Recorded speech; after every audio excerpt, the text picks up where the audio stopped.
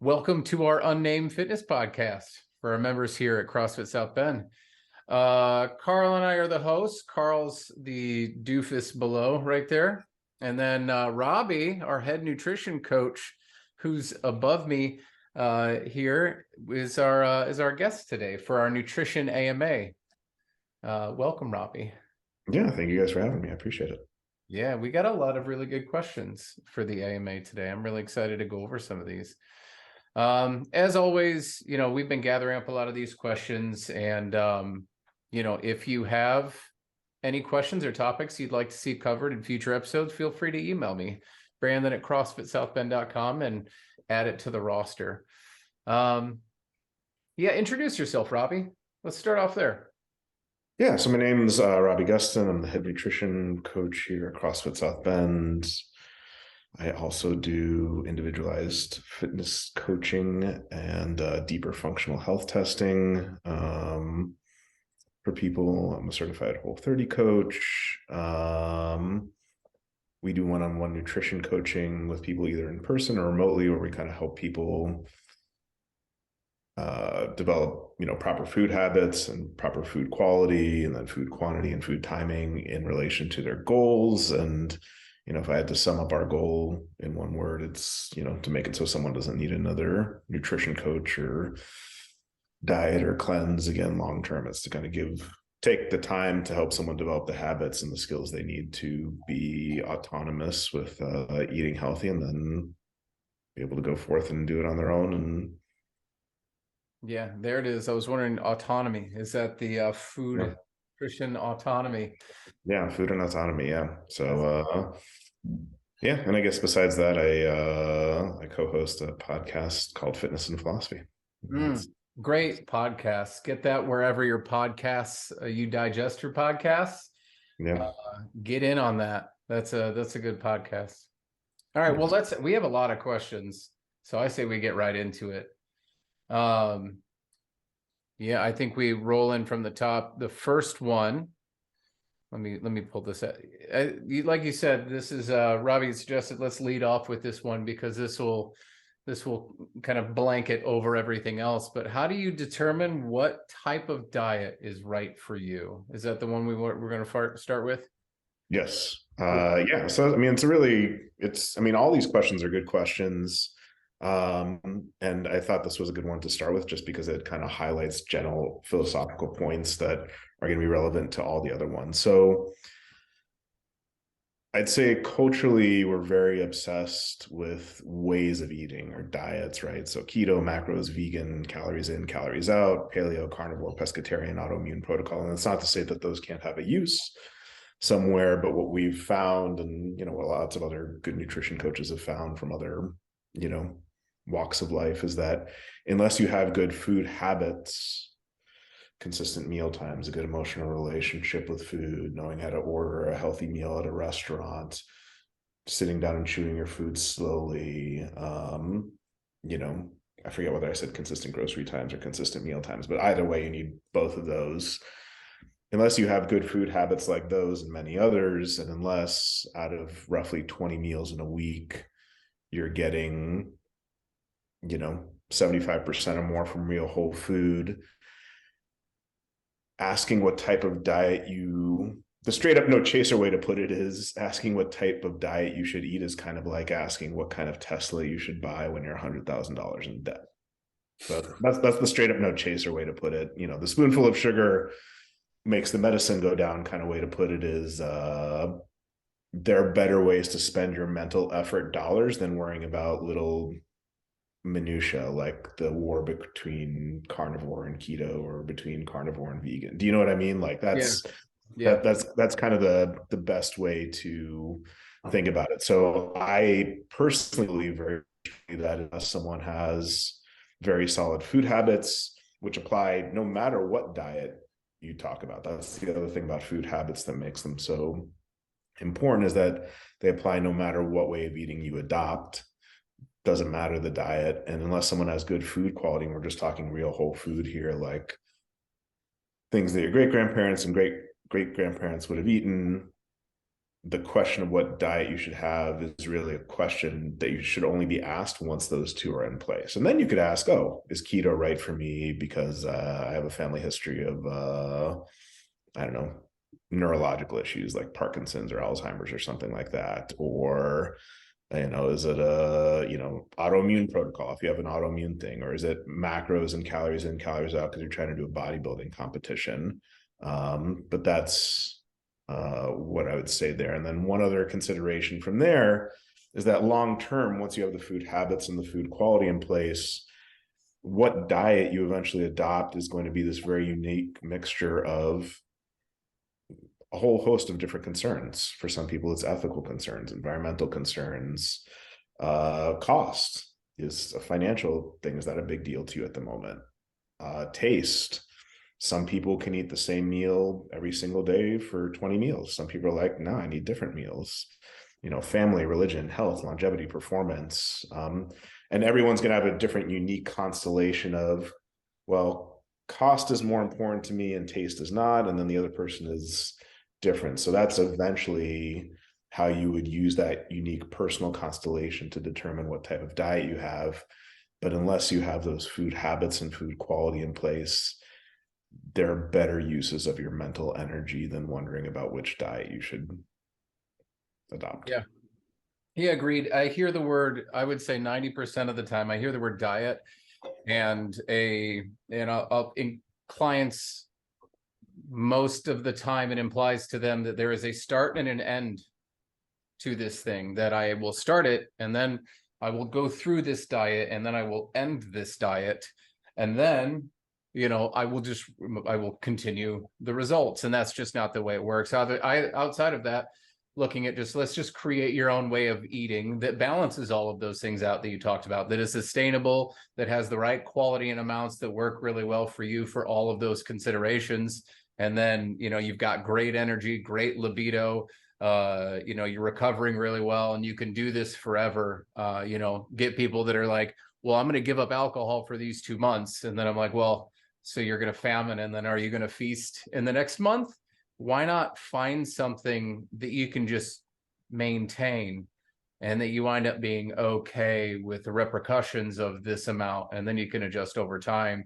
Yeah, so those are some of my thoughts around what you said, but yeah, that was a beautiful response there. Yeah. Yeah. Carl, any thoughts on diet?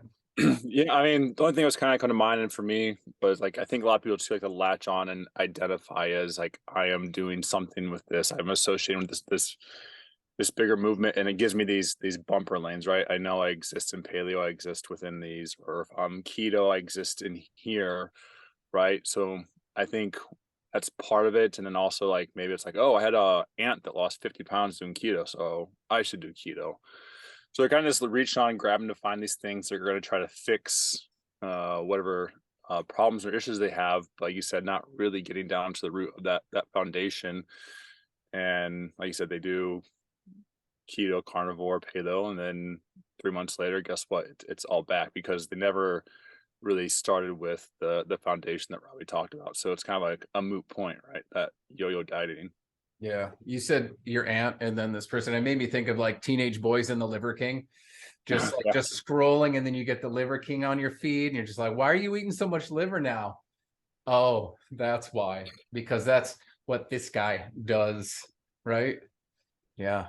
Yeah, absolutely. I mean, one other thing to mention is, so some people, one might object.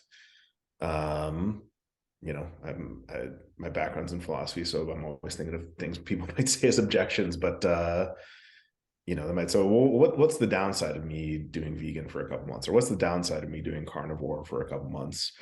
I mean, at the end of the day, you're an adult, try whatever you'd like, give it a shot, see how it works and see how sustainable it is. But very often when people do too much too soon, something that's too extreme and too much of a change in one direction, the body and mind can, hang on for 30 days, maybe 60 days, but then it, 30 years of habits is going to kind of swing back in the other direction if you haven't established stuff.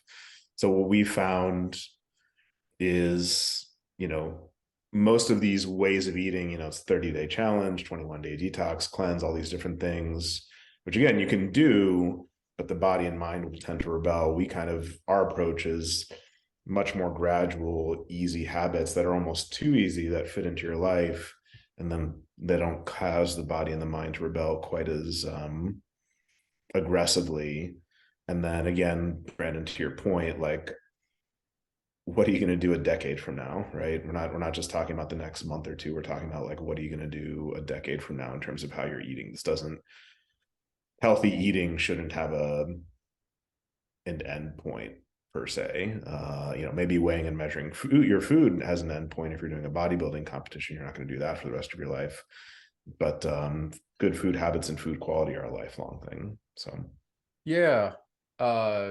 We've said this before. We can take people on the weight loss four-wheeler, hop on the back. Let's, and then we just ramp it up. We can do it, but you're not going to really sustain that very long. There's a big difference between it being a part of who you are as a human being, water being a part of who you are in your day-to-day. I don't have to think about it. Oh, I'm out of water. It's unconscious for me to go get water.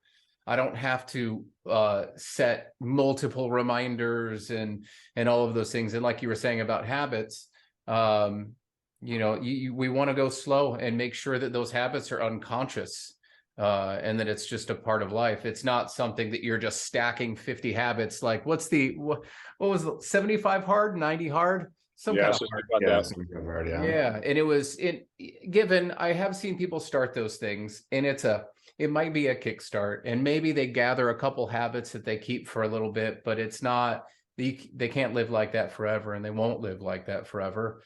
However many days are left, about, 50 years hard, whatever that is. Right. Yeah. Yeah. Okay. Well, I'm going to let you take the cadence with the question. Let's do it next.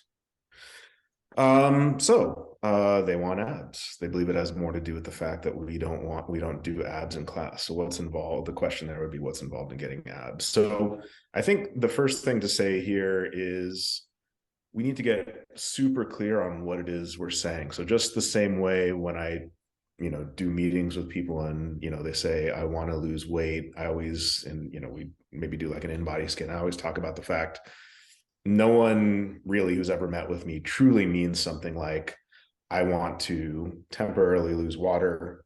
I want to lose muscle, which is detrimental, or I want to get a tapeworm, which is ridiculous, right? You know what I mean? Like, they don't want to get dysentery or something like that. What 99.9% of people really mean when they say the phrase, I want to lose weight, is I want to lose body fat and maintain muscle. Mm-hmm. So once we get clear on that, we see that the ridiculous solutions that might allow someone to lose weight, like 1,000 calorie a day cookie diet, which would allow someone to lose weight, or 1,000 calorie a day beer diet, wouldn't accomplish the real goal of losing body fat and maintaining muscle. So I actually had one guy come in once. He just wanted to do an a la carte in-body, and he was going to do a fast for 3 weeks. And he did the fast for 3 weeks, and he lost a tremendous amount of muscle. He lost a tremendous amount of water and not very much body fat. So that's kind of an extreme example, but it kind of highlights the fact that, what people really mean when they say they want to lose weight is they want to maintain muscle and lose body fat.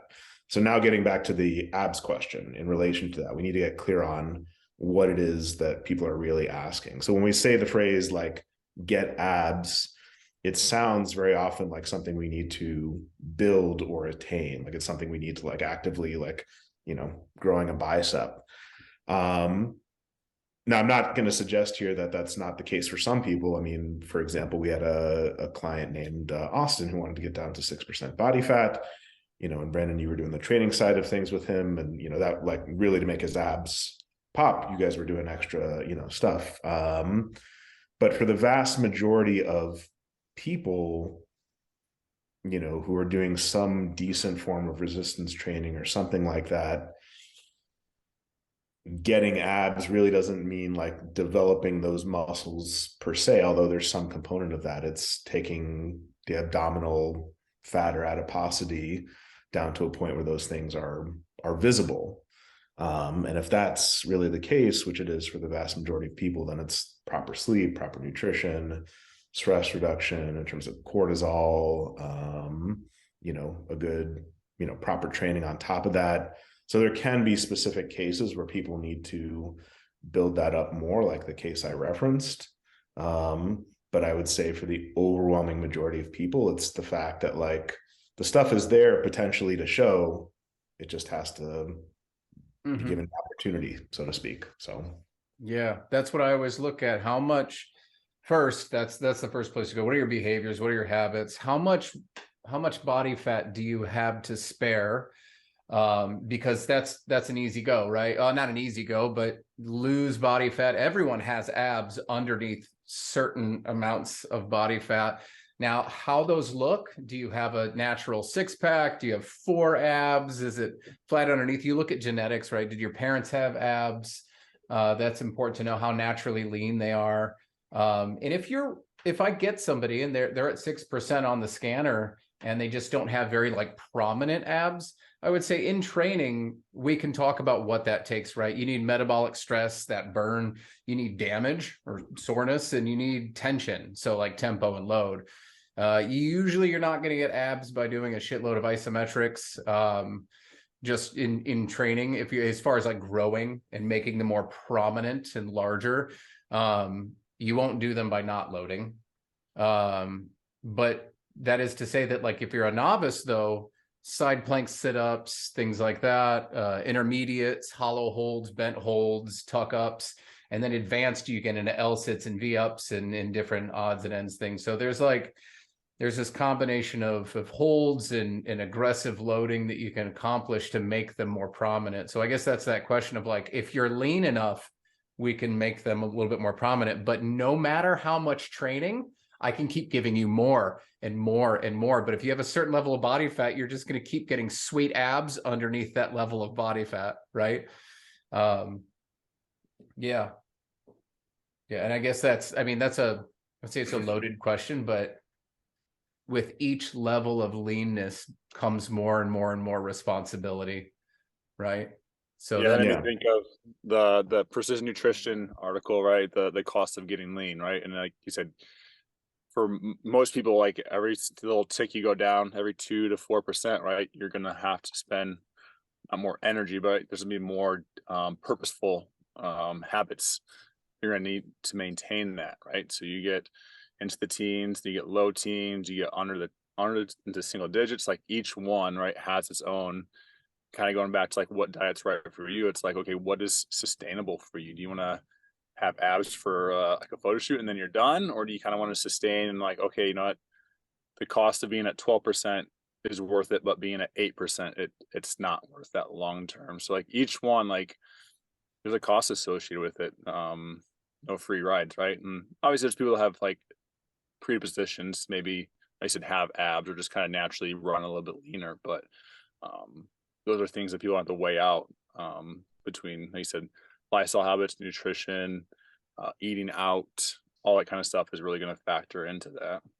Yeah, you're going to find out whether you just want abs or need abs along that journey, depending on where you're at, right? You're like, oh, get rid of pop and start eating rhythmically every day. We'll play with sleep. We'll do these, and these stack, by the way, these habits stack. You don't just get rid of them and then add news. You just keep adding more and more habits onto it. And then you get a little leaner. And then you're like, well, let's add some protein and veggies. And now each meal is a meal, right? And you're sitting down and chewing it, and you have less alcohol and less processed foods. And you're a little leaner, and you're like, man, I'm at 13%. I want to get down a little bit more. Now you're at no alcohol and you're at no processed foods, and you're eating like something a little bit more dialed in, and you're watching quantity, and then you just keep going until you're like, I can't sustain this, right? And that happens. Some people are just gifted. They just have sweet abs, and they don't have to do much to maintain them, right? Or that's part of their life. But you're going to have to find out whether you want them or need them. And that's and we get a lot of people are just like, oh yeah, I want that. How bad? Because we'll take you there. Like we know the things that can get you there. It's if you feel like doing it or not. So yeah, absolutely. And yeah, just a couple other thoughts there. Yeah, so I mean, going along with what you and Carl said, it is going to depend a lot on the individual in terms of like what body type they are. You know, some people's body type does run a little bit leaner, and the habits they're going to need to stack and the effort they're going to need to put in to get to a six pack maybe less than another person. But on the flip side, it could be harder for them to gain muscle than it could be for the other person. It also depends on, the precision nutrition article is definitely one of my favorites. And if you guys haven't seen that before, the cost of leanness, check it out. But I think another thing that I mentioned to people a lot with regard to food habits and food quality, and even with the cost of leanness article, would be like, what situation are you in? You know what I mean? Like, the cost of leanness for a 21-year-old to get to 13% body fat is different than a 49-year-old who has 3 kids and is the CEO of a company. And like, so depending on where you are, or someone who's a shift worker. So like, there are all these things that may be headwinds in a particular direction, depending on your age and things like that. And then the other thing I was going to mention that I know you guys are familiar with, but other people may not be as much, like if you guys ever watch World's Strongest Man or something like that, with Hafthor Bjornsson or Eddie Hall. Well, of course, they're both shredded now for boxing careers, but or Martins Licis, like, these are the strongest people on the planet, and usually they're more Humpty Dumpty shaped. And there's no lack of abs there. There's no lack of like core strength and stability. It's just that relative to what they're doing, it tends to be covered up by, what they're doing and what they're training for like a stone carry. So that's just another point in the direction of like, hey, the stuff may be under there, but unless it has the ability to be revealed, it's, it's not gonna, that's what people mean when they say get abs, is they mean like to be able to show. It's not just having the muscles in the first place. So yeah. And for whoever had that question, because these were submitted anonymously, come talk to us. Come to me individually, and we'll take a look at it and use you as an avatar and say like, okay, here's what I would do in training. Here's what you need to do. Yeah. Okay. What's next? Pull it. Is sunflower seed oil as bad for you as other vegetable oil? So this would be another one where, again, just like, these are all great questions that everyone asks, but always pull yourself back to that, like, where are my food habits? Where are my food quality? Should I be spending mental dollars and energy on this particular question? So the first thing to say so here's a good philosophical point in general, and it shouldn't be this way, but it is. With any modern food, it is guilty until proven innocent. Anything in the center of the stores, generally speaking, is guilty until proven innocent. Shouldn't be that way, but it is. So industrial seed oils didn't exist till about a little over 100 years ago. They are guilty until proven innocent. So are industrial seed oils necessary for health? And by industrial seed oils, I mean these things like canola oil, cottonseed oil, corn oil, to a certain extent, sunflower and safflower seed oil, things that literally until over 100 years ago, we did not have the processes to be able to extract shelf stable oils and like put them on the shelf, right? You could do olive oil and things like that. So are these necessary for health in the same way that vegetables are? Absolutely not. Are they beneficial for health? No, not a single solitary micronutrient or other nutritional benefit that one could get from these that you can't get from other things. So that's, a couple of things to keep in mind. So what makes industrial seed oils not good? Well, typically it's the fact that from a fatty acid perspective, we need a balance between omega-3 anti-inflammatory fats, which we would typically get from cold water fatty fish and seafood, and to a certain extent grass-fed beef, and omega-6 pro-inflammatory fats, which we need to some extent, but we get too much in the diet today from corn, wheat, soy, corn-fed meats, vegetable oil, stuff like that. So these seed oils are very, very high in omega-6 fatty acids. And these omega-6 fatty acids are very prone to what's called oxidation, which just is a fancy way of saying that they break down and create not good compounds when exposed to light, heat, and air, otherwise known as cooking, right? So that's kind of the scientific aspect. What's the practical aspect? The easiest and best way to making this a non-issue for you is cook with good oils at home and minimize consumption of processed and refined foods as much as possible, which is where most of these omega-6 fatty acids are. Little bits of seed oil to cook food, whether it's the Whole Foods hot bar or at a restaurant once a week, aren't a big deal, which again goes back to our notion of like eat real whole food, minimize processed food. Now, sunflower oil in particular can be a better option than, say, corn oil if it's used for cold uses like a salad topper, if it's cold pressed, or there's a specific type of sunflower oil called high oleic, which means that they create it in such a way that it has a similar fatty acid profile to olive oil. So you'll see on the back of a lot of Tesame's, the dressings, it'll say high oleic sunflower oil. So that's much higher in monounsaturated fats than these not so good polyunsaturated fats. Lastly, there was a question about palm oil. Palm oil is generally okay. There are some kind of environmental concerns, but from a health perspective, it's okay.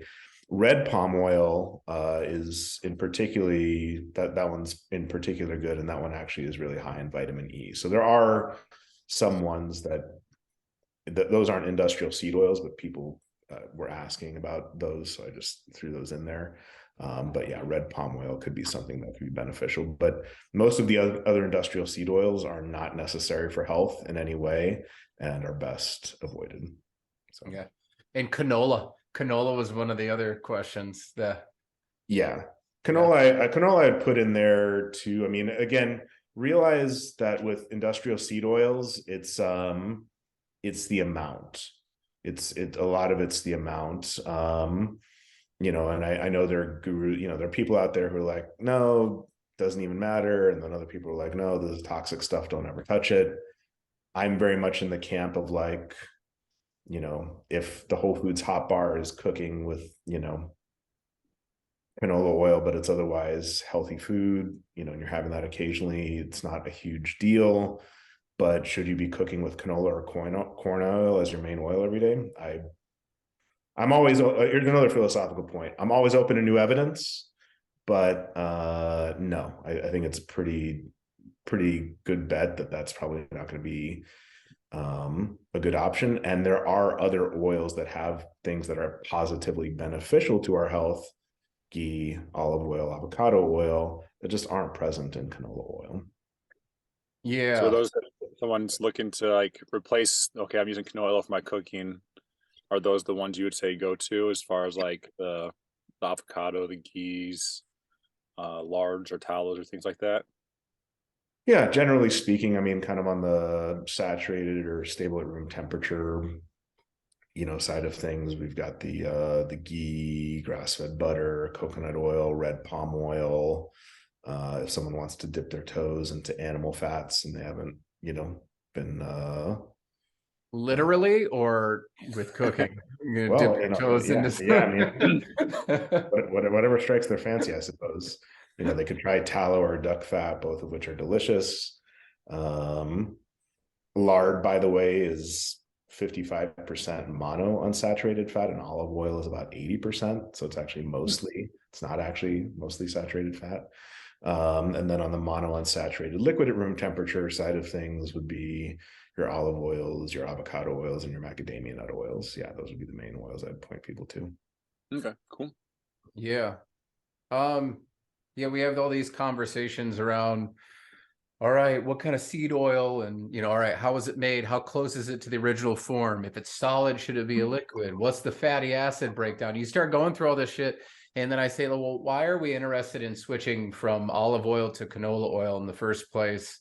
Is that a money thing, or is it marketing? A lot of times these seed oils, in the conversations and questions, I always want to know where the question came from, and it's usually always in women's health, and it says right on the front, secret oils, or discover these, and then it leads to the fast track, and it leads to these other things, and that's where it gets confusing. Cancel your magazine subscriptions, quit looking on Instagram at this bullshit. And is it real? And like you said, the anything on the outsider package is usually guilty until proven innocent. I just have I always, since I do a lot of our marketing here, I always have that lens in place, and where is this question about the seed oils coming from? in the first place. Yeah. Yeah. And, that's always just like that guilty until proven innocent is always just a generator of hypotheses. It can be, something can be proven innocent. Something could be okay that, was developed today, but like, it's a very good lens for health and longevity to think like, what were people doing 300 years ago? Early before Cheetos and canola oil and, that type of stuff. So, yeah. And I mean, even things that are considered otherwise healthy, or certain levels of saturated fats or otherwise, individual context, some people can react a little bit more to it than others. And I think I'm kind of like that as well too, or broccoli, this person may just not do well with broccoli for one reason or another. And I think it all goes to like focusing on, how do you feel? How's your energy? Do you feel, you just introduced canola oil for every meal for 30 days.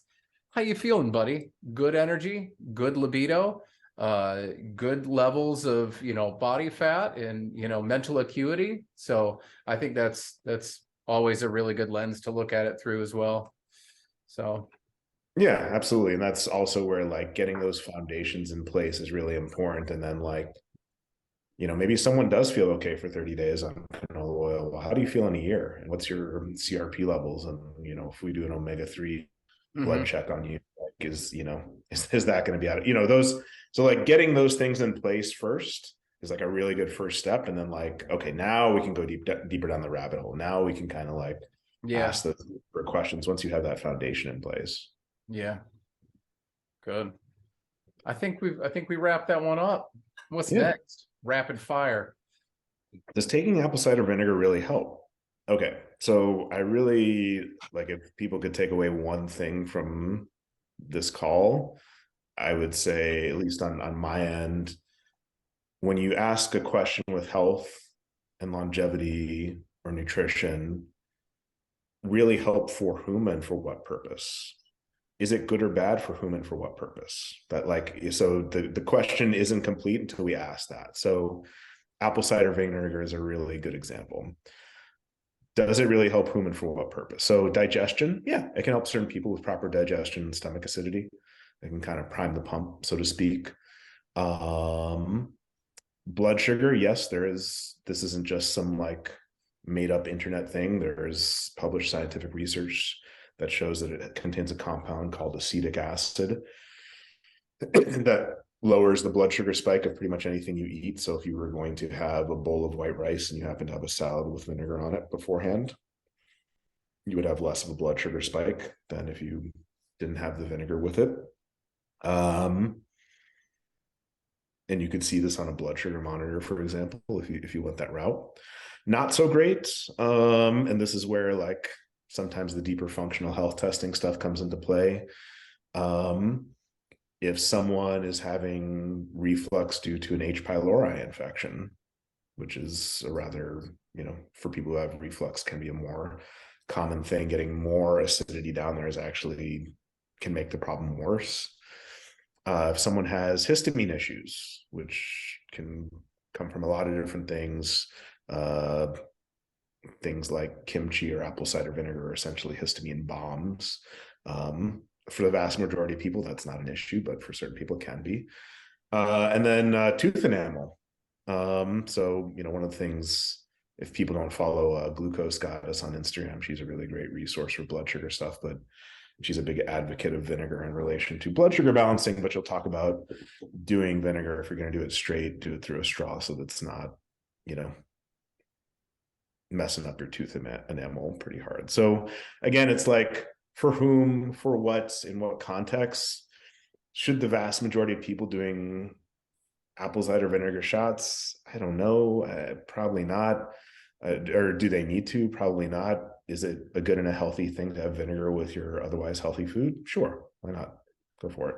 I think the key there was with your otherwise healthy food, don't use things as a pill or out. I'll try and suss that out. We're like, well, why, for whom, for what, why do you want to use it? Well, I heard it blunts blood sugar. Well, what do you intend on doing? Is that it's not a free range to have like a apple cider vinegar before 10 ice cream sandwiches, and just be like, it's okay because apple cider vinegar, right? Yeah. I think that one's I saw a note on the other day on there's a glucometer blog that I follow, and it was on The Verge, and the verge.com, they were reviewing glucometers and what use they are, and like the person didn't have much knowledge of how this stuff all relates, but she was like, oh, well, turns out pizza and ice cream does it lower than a bowl of white rice, so pizza and ice cream is healthier. It's like, no, it's because it has fat in it and protein, and that's blunting the blood sugar spike. And like, we're forgetting about like micronutrients and inflammation and digestion. So like, just because you do a straight shot of apple cider vinegar before a donut and it makes the blood sugar spike less, doesn't mean that it's any less inflammatory or nutritious or things like that. So yeah, I think that's a good point. Yeah. This it gets into a whole nother thing I'd like to maybe even pull out in the conversation at some point about just like blood sugar in general. I mean, I wore a CGM, and it was probably some of the most interesting insight that I've had before, having a continuous glucose monitor relative to doing just finger pricks 10 times a day. I think I did for a couple weeks, versus just getting a blood sugar test, and then just like just the accuracy within that, because you'll get people that'll go to their doctor and there's like, oh yeah, my blood sugar's great today out of this one test, and I was like, let's put a CGM on and let's see what that looks like. Completely agreed. And like, the metaphor I always use for that is like, okay, imagine right now, like, at this particular moment, someone takes a snapshot of you with their phone, and they then say, well, that is representative of your mood for the entire year. Mm-hmm. Well, no, like you going in for a fasting blood test once a year to your doctor doesn't tell us anything about what your blood sugar is like after a meal, or what it's like on days when you're stressed or poorly slept. So getting that data can be really useful. Yeah. I think that one's ready to wrap up. What's next? Sucralose. Half the health gurus out there say will destroy your gut biome and cause every disease known to man, and the other half say 98% passes right through you and there are no negative health side effects. What's the real truth? Again, this framework is so important. It's like, when you see these two battles or extremes, it's like, well, did this thing exist 100 years ago? Do you have good food habits? Are you eating real whole foods? Like, let's go through the same things we did for seed oils. It's a new food, very, very recently, on the scene, so it's guilty until proven innocent.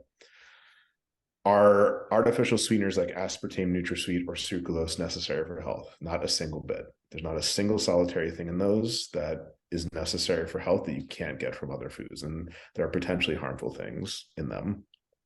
So animal studies seem to suggest that issues with glucose tolerance, weight gain, and just general blood sugar issues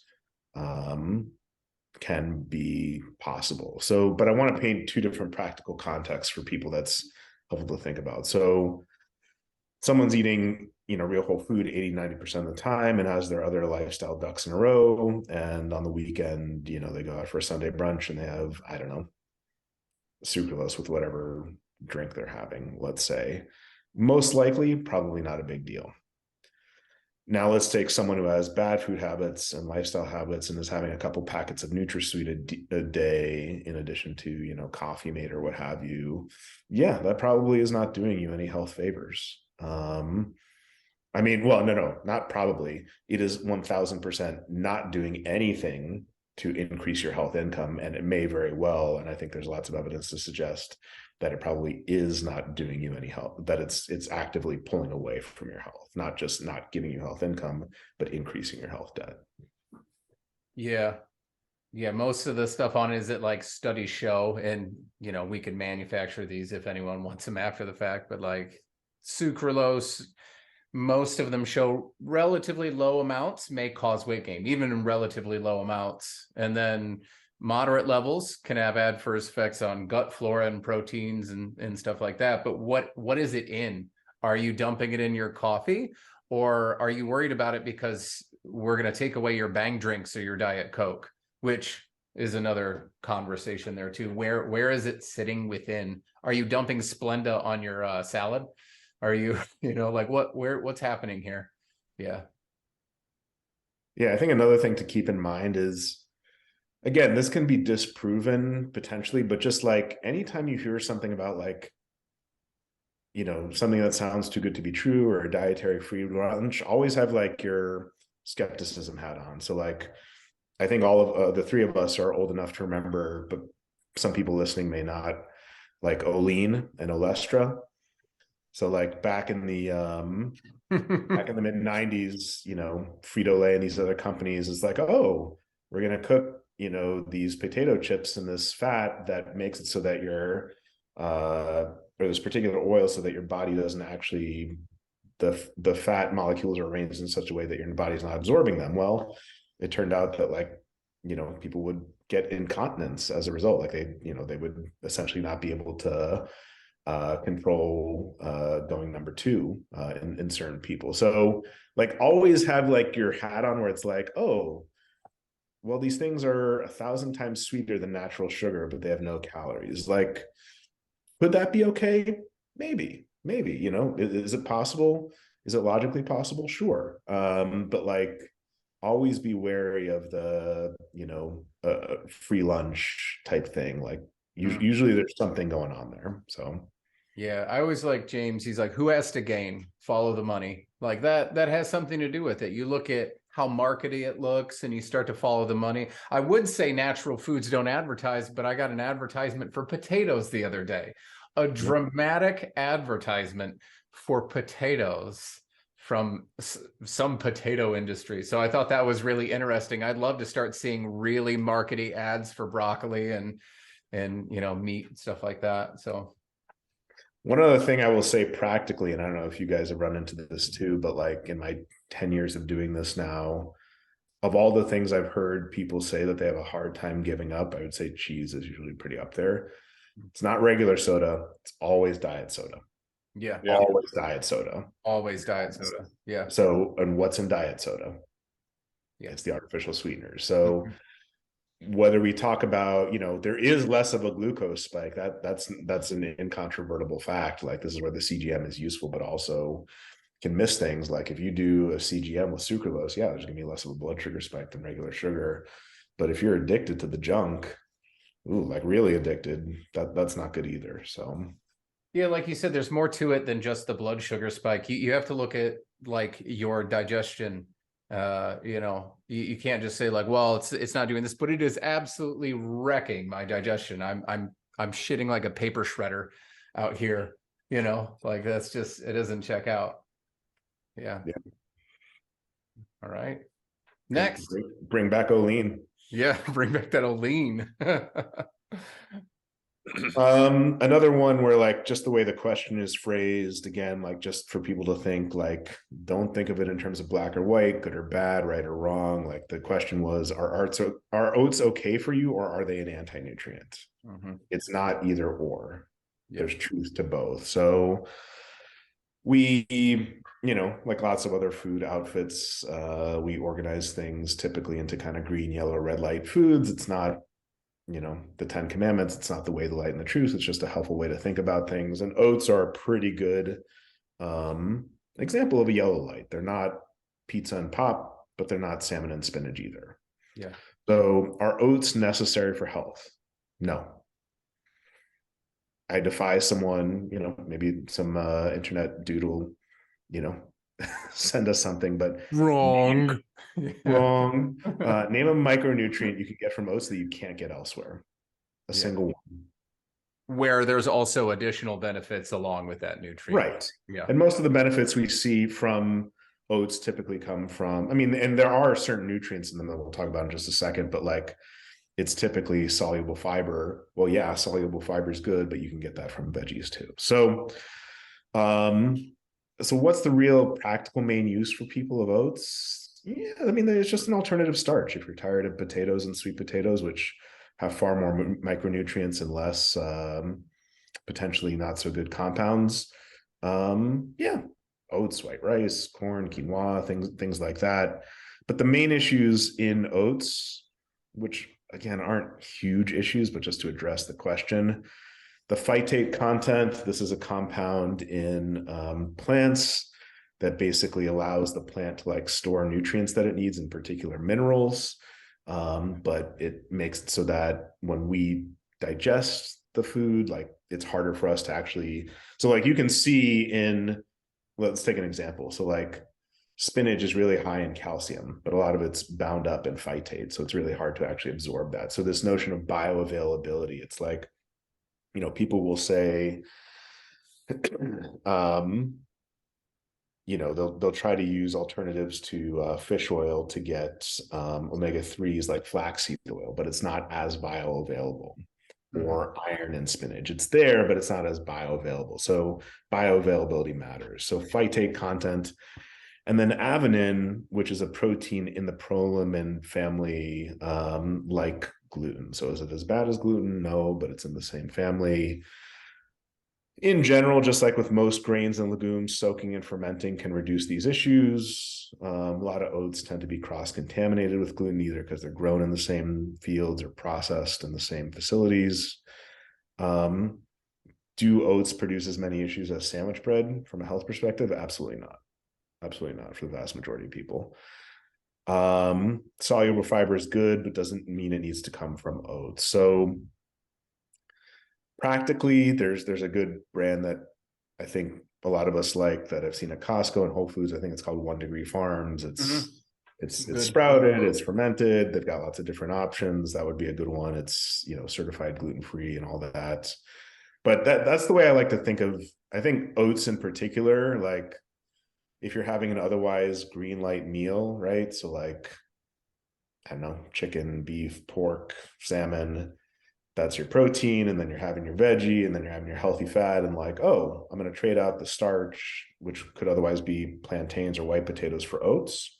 Cool, why not? If you're saying your overnight oats is your only thing you're having for breakfast every single day, okay, well, now let's talk. Yeah.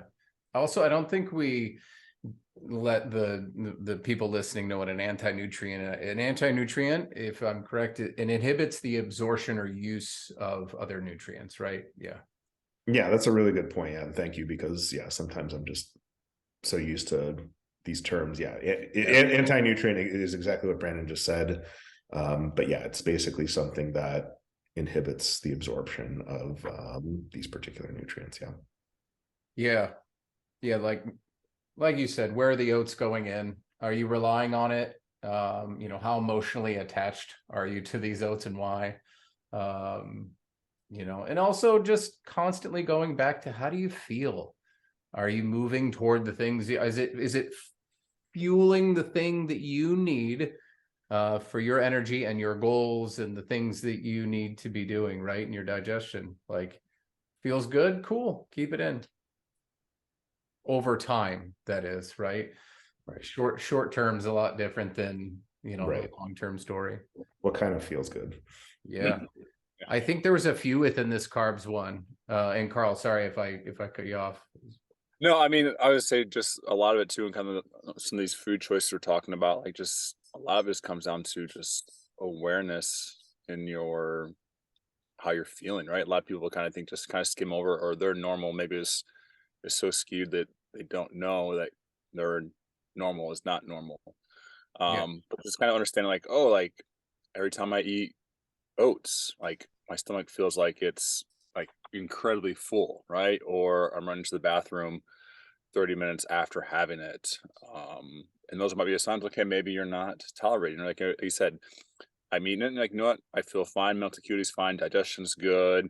It's not bloating. There's not gas with it. Then, okay, there might be something to kind of be aware that, like, okay, you can maybe keep that in. I think some people, they don't have that level of awareness yet, and that kind of probably goes back to a lot of the base stuff, right? Just seeing how foods affect you, and taking note of that and having an awareness with it. I think that's a good point. And I mean, another thing there is a lot of people think stuff is normal that's not.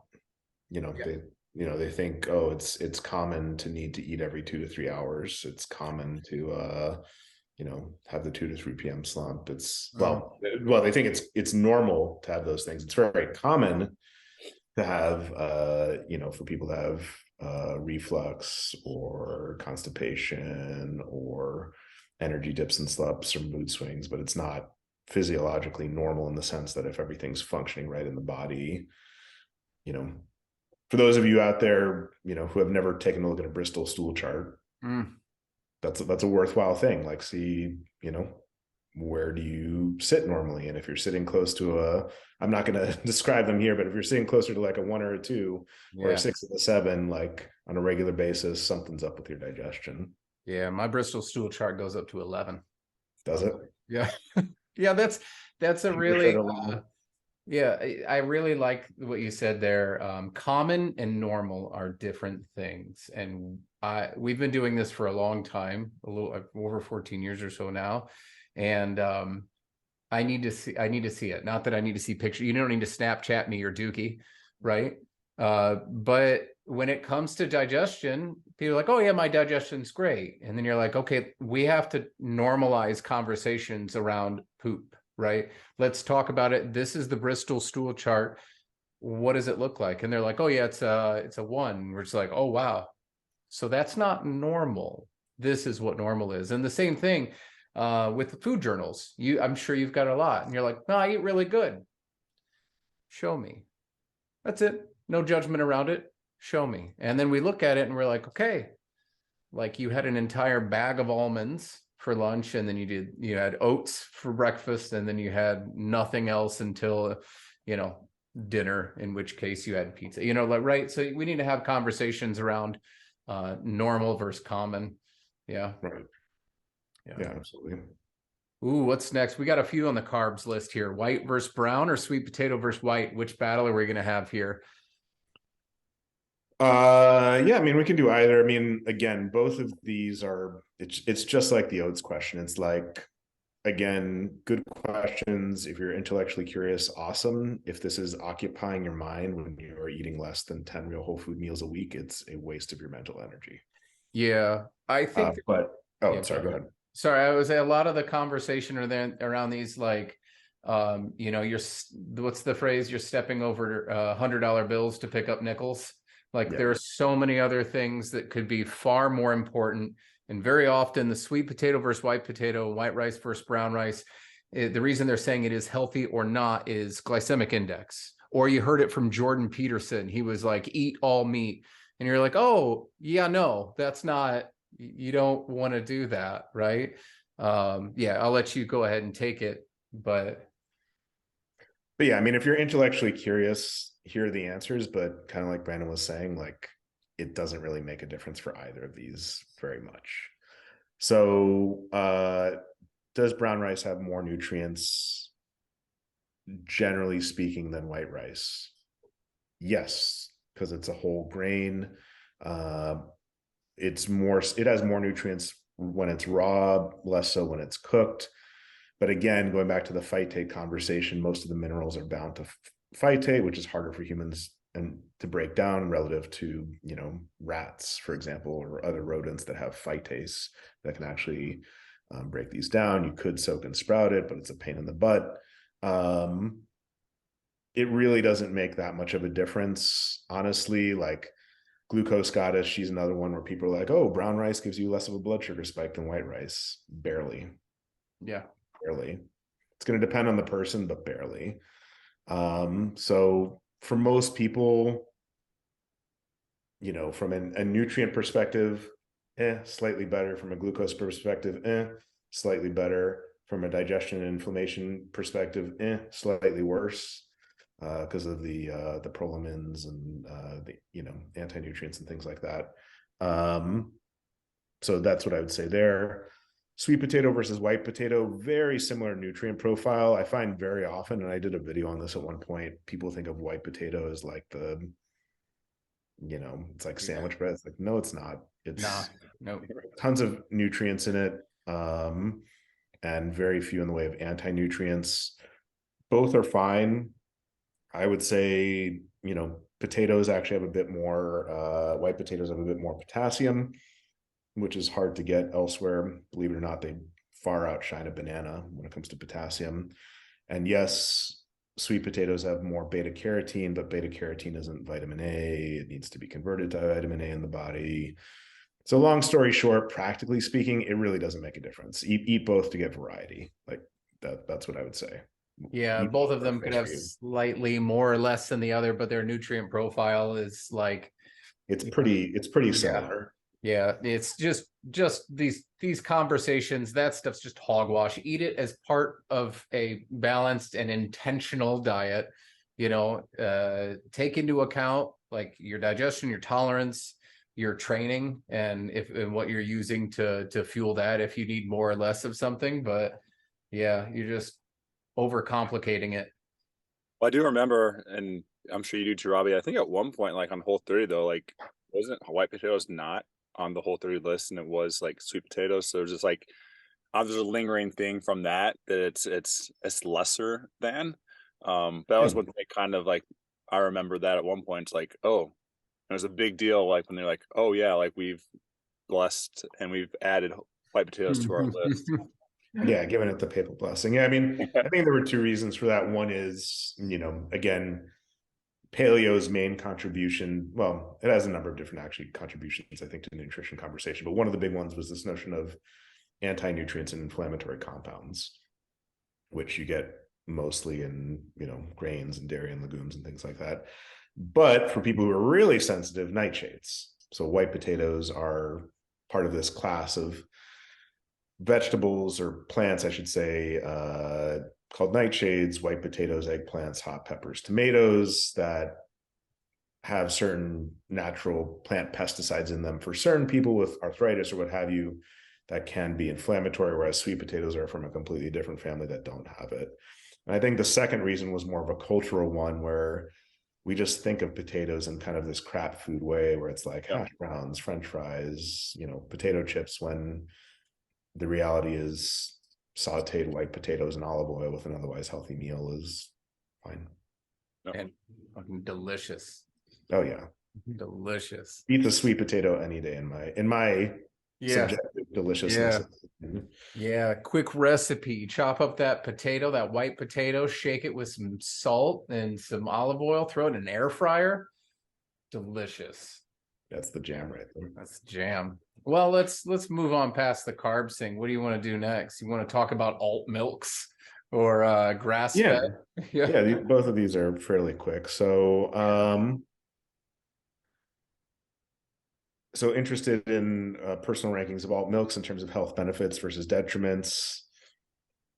Personal rankings, I mean, I'll be honest, I don't really utilize these too frequently, if at all, but for people who are interested in it, keep in mind that any liquid food you have, to a certain extent, it depends on, and we'll talk about this in just a second, will tend to cause more of a blood sugar spike than a solid food. That being said, when it's coconut milk or almond milk, which is mostly fat, you won't get that quite as much. There is also a lot to be said, which we won't get into here, but there's a tremendous amount to be said for the importance to the parasympathetic nervous system and the overall body and digestion for chewing. Mm-hmm. So keeping that in mind as well. Doesn't mean you can never have a liquid food, but just keeping that in mind. So I would say top of the ladder, coconut milk, just straight up coconut milk. Not the type particularly in a carton, although there are some brands like Aroy D, AROY-D, and a couple others that are okay, but no guar gum, just coconut milk ideally. Almond milk would be a second. Why quite a bit higher in phytate and things like that, and sometimes it can give people digestive issues. And again, you're kind of getting this super concentrated form of the potential problematic things that are in not very many in almonds, but you're just kind of hyper concentrating it with almond butter or something like that. Mm-hmm. But both with coconut milk and almond milk, again, those tend to be more fat based rather than sugar based. Oat milk, you guys have probably seen that's come on the scene. A lot more blood sugar spiking, and that should make sense, right? It is a carb, and now you're making a liquid carb. And if you wear a CGM or if you just take a glucose reading, it's just going to be a lot more blood sugar spiking. So that would be, and I know there are a bunch of others, but those are kind of the main ones that I thought I'd mention.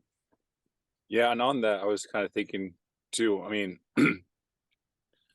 from a health perspective, looking at the different ones, a lot of times those alternative milks, right, don't if you're not getting particular about which one you're getting, you're probably going to find ones that are pretty heavily on the sucralose side of things, right? To make them flavored, to make them more enjoyable and things like that. So is there anything you kind of pay attention out if you're trying to select one of those?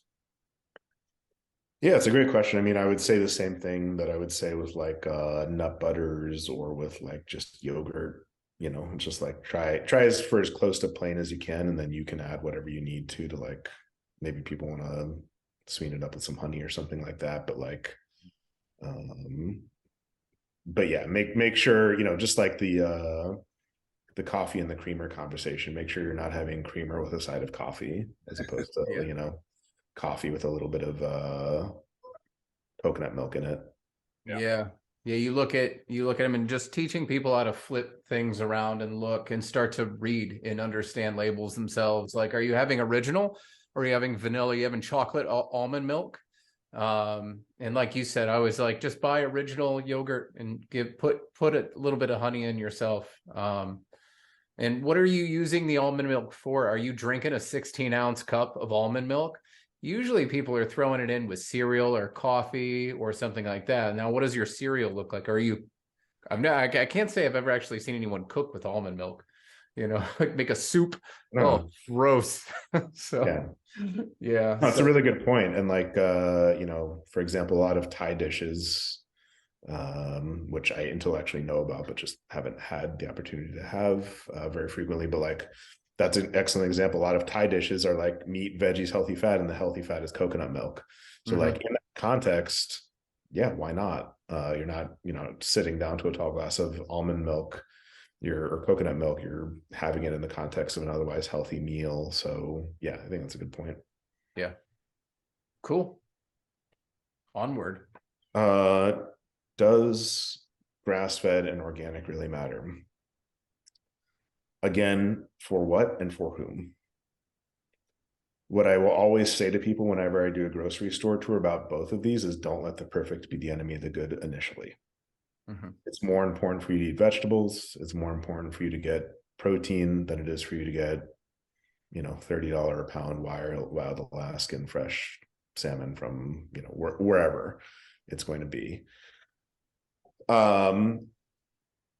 Do these matter? There are certain things you could ask. You could say, well, do these matter environmentally? Yes. Do these matter ethically? Yeah. Farmers welfare, there's other things, health, Rob Wolf, kind of one of our, I guess, mentors or luminaries in the space that all of us followed,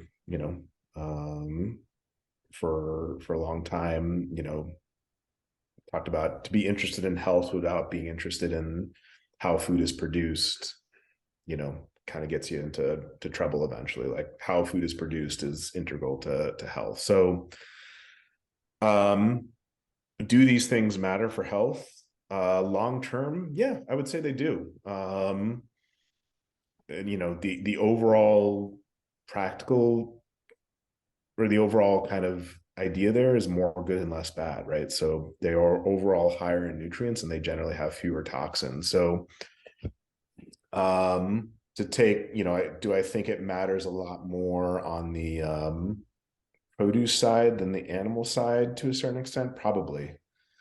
So for example, the Dirty Dozen and the Clean 15, you guys can look this up online. They're free resource guides. Like, it's just a known fact that, the pesticide paraquat, for example, is directly associated with Parkinson's disease. Like, this is a causal relationship, something that's been sprayed on produce for like years and years and years and years and years. There are other types of pesticides. Does this mean by buying your organic, you're not going to have any pesticide residue of any sort? No, it doesn't mean that. But like, in a world that is overrun with chemicals that technically are innocent until proven guilty, believe it or not, legally, this is how it works. Like, they get introduced to the market, and then it's like, oh, when they start killing people, we pull them off. It's really important to reduce your toxin load as much as possible. So is it the first thing you should be worried about when you're starting to eat healthy? No. I would say don't worry about grass-fed or wild caught or pasture-raised or organic versus non-organic when you're first starting to eat healthy. Just focus on real whole food and good food habits. I would say once you've reached that level, should, if you eat apples on a regular basis, should you migrate from eating conventional apples to organic apples? Absolutely. Those are always on the top of the dirty dozen list every single year.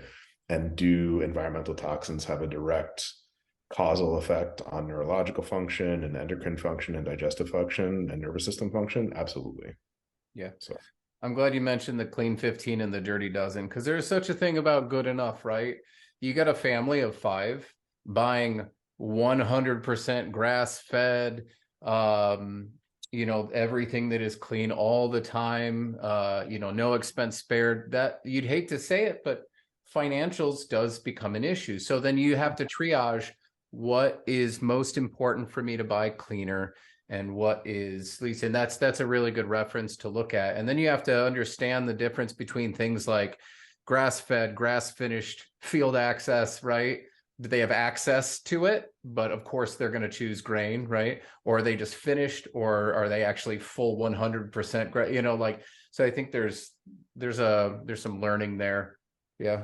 Yeah, and if people, I think a number of good points there. So like one is, yeah, absolutely, in someone's constellation of like what they should care about, like cost is absolutely going to come into it, and are you feeding a family of 5 or not? And the clean 15, for example, does it make a difference really from a health perspective to buy organic cabbage, broccoli, cauliflower, Brussels sprouts, or garlic? No.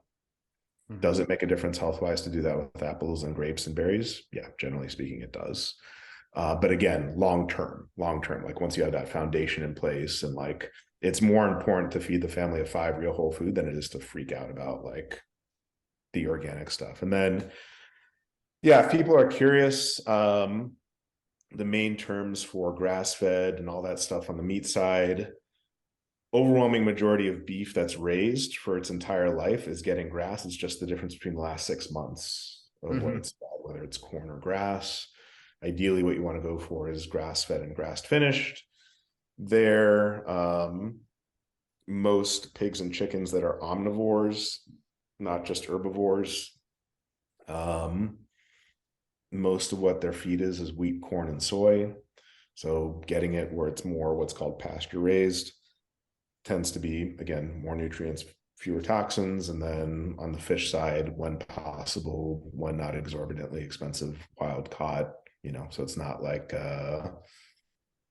sadly, there are like fish farms now where they're getting antibiotics and getting fed corn. It's like, yeah, okay, kind of a dystopian thing. So when possible, trying to like shift it in the direction of like, again, what did our great grandparents eat or great great grandparents eat? Yeah. And then I like what you said there. Don't freak out about it. Start with real whole food in whatever works well for your budget, and then you can start to trickle those things in of like, all right, what is more important or less if you want to make that jump. Yeah. I think the last one is fasted cardio, and does it aid in fat burning? That one's maybe more in the training side thing, so I don't mind rolling into some of my thoughts on it. I train semi-fasted, and I have to ask, like, well, fasted, what do you mean fasted? Fasted does mean like I try to eat my last meal at around 5:30 p.m. Doesn't always happen, maybe around 6. I usually won't eat after 7 because the further removed from sleep, better for me. I try to go in bed by 8:30, up at around 5:30 to 5:45.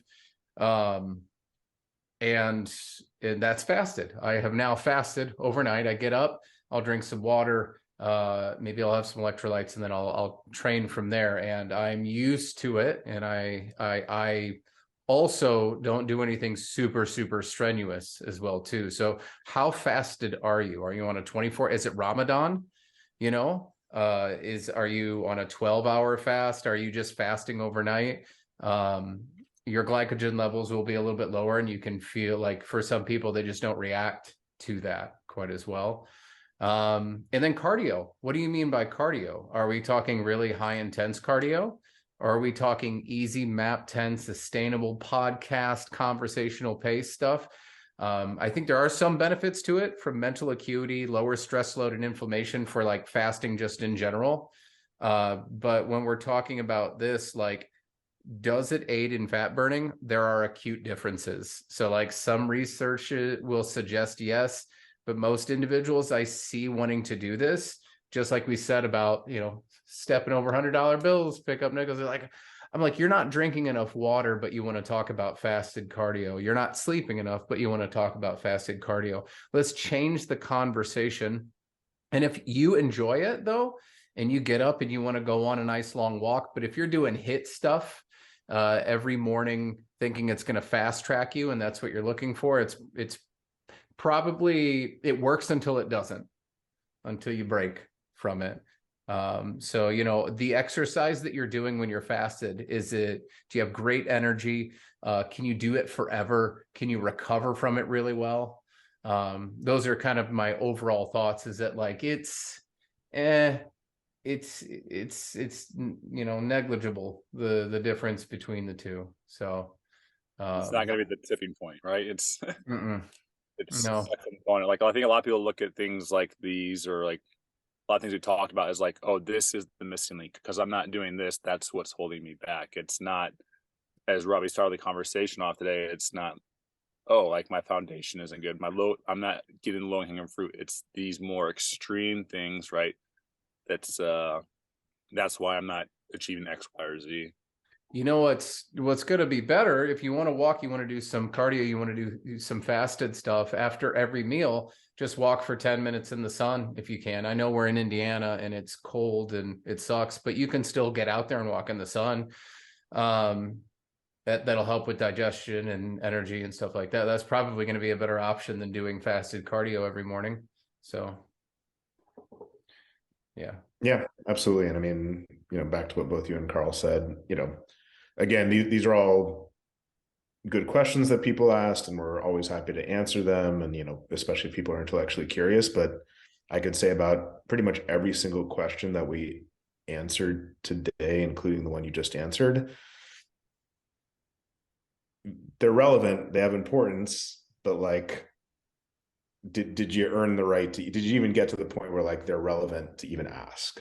Yeah. The fasted cardio is like the white rice versus brown rice, sweet potatoes versus white potatoes, or oats and anti-nutrient sucralose. Like all of these are little like pieces of window dressing that could be relevant at some point, but are for the most part, there are better places to spend your effort dollars and your mental dollars to get healthier than on these more subtle things being like the missing link. So yeah, talking about training shoes and knee sleeves and wrist wraps, don't worry about that stuff. Just shorts and a t-shirt and get in here in the gym, throw some New Balance Velcros on. You don't need anything. Don't worry about all that stuff if you're not even consistent in training. Yeah. And if we didn't answer your question today, or if you feel like you didn't get the type of answer you want to, just ask it in a different way, you can send it to us and we can elaborate on it a little bit more. And Robbie, if we want to work with you in nutrition, how do we do that? The best way to get in contact with me and to start working with me, just email me at Robbie, ROBBY, at CrossFitSouthBend.com. And then from there, we can schedule a meeting to kind of talk about your goals, health history, current lifestyle habits. And we work with people both in person or remotely. So that's really the first step, to just kind of figure out like, hey, where are you at? Where are you trying to go? What sort of program would be most relevant for you? And yeah, so email me at Robbie, ROBBY, at CrossFitSouthBend.com. Cool. Yeah, I think that's about it. Excellent. Let me scroll through, make sure nope, we didn't miss a thing. All right. Pleasure having you on today, Robbie. Carl? Yep. Yep. Thanks for having me on. Peace. Peace.